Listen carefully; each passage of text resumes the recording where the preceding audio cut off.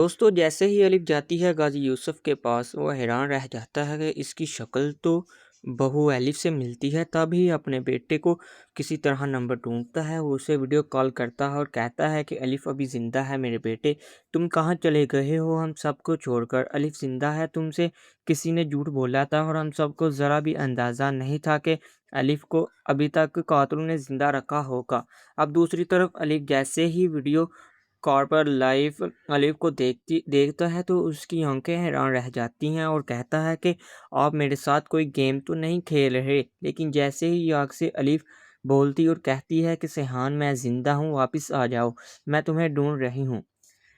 جب بھی سیحان فوراً سے ٹکٹ کرا کر واپس آتا اور دیکھتا ہے کہ الف اس کے سامنے کھڑی ہے، وہ الف کو چھوڑتا اور کہتا ہے کہ تم تو اس دنیا سے جا چکی تھی، لیکن یہ کیسے ہو سکتا ہے؟ تم ابھی تک زندہ ہو، مجھے اپنی آنکھوں پر یقین نہیں آ رہا۔ پیچھے سے غازی یوسف کہتا ہے کہ بیٹا یہی سچ ہے، ابھی تک الف زندہ ہو تم سے کسی نے کہا کہ الف مر چکی ہے، وہ صرف ایک ہمارے ساتھ کیا گیا پرینک تھا، یا پھر کسی نے ہمارے ساتھ جان بوجھ کر ایسا ڈرامہ کیا تھا تاکہ ہماری پرٹی اور دوسری طرف تمہیں نقصان پہنچ سکے۔ اب سیحان کو اپنی آنکھوں پر یقین نہیں ہو رہا تھا، وہ کہتا ہے کہ الف تم زندہ ہو، ایک بار صرف مجھے اپنے منہ سے بول کر بتا دو۔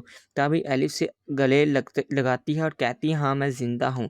اس سب کے پیچھے ایک قاضی یوسف کا ہی پلان ہوتا ہے۔ اس نے الف کو کہا ہوتا ہے کہ میرا بیٹا ڈرا ہوا آ کر یہاں سے چلا گیا ہے، اگر تم میرے بیٹے کے لیے کچھ کر سکتی ہو تو وہ یہ ہے کہ تم میرے بیٹے کو یہ یقین دلاؤ کہ ابھی تک الف زندہ ہے، الف مری نہیں، اسے پتہ نہ چلنا پائے کہ تم ہی الف ہو جس کی وجہ سے میرا بیٹا مجھے واپس مل جائے گا۔